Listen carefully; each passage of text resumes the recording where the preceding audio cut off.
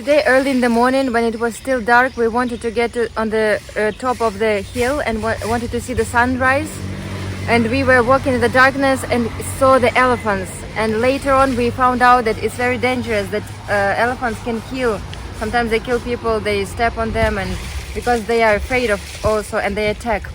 But unfortunately, everything was okay. Our rickshaw driver was like taking care of us, and we got to the top. Everything was good, and now we met another elephant here. He's taking bath, and we are going to give him some treatment, give him some banana. Can I give him? Yeah.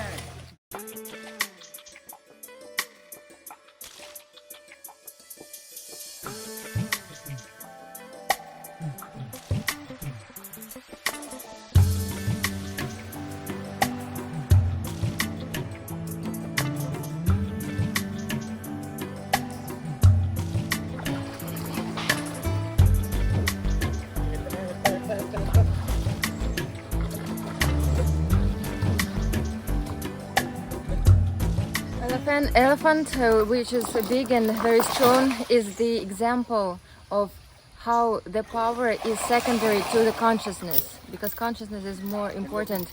And for example, a little elephant, when he is small, he is tied with the rope or some to the tree, and he cannot get out of there. So he understands that, okay, I am tied and I can not move further. But when the elephant grows and becomes big and huge, he has this consciousness that I'm tied, so that's why I can't go away. And even he is given his own this ropes or chains he gives to the master. So he gets used to it. And our consciousness also works similarly when we have these limitations or some programs from childhood, when we think, oh, this kind of frame, I can't do it, I can't go there, I can't succeed, I'm limited, I'm not powerful. But we are powerful, and the more our consciousness is developed, the more powerful we are. And Krishna, because he has these 6 opulences, we also have these opulences in us, and we can develop them. Develop austerity, develop knowledge, develop wealth in terms of sharing, develop beauty. Beauty is all around us, and we can create beauty.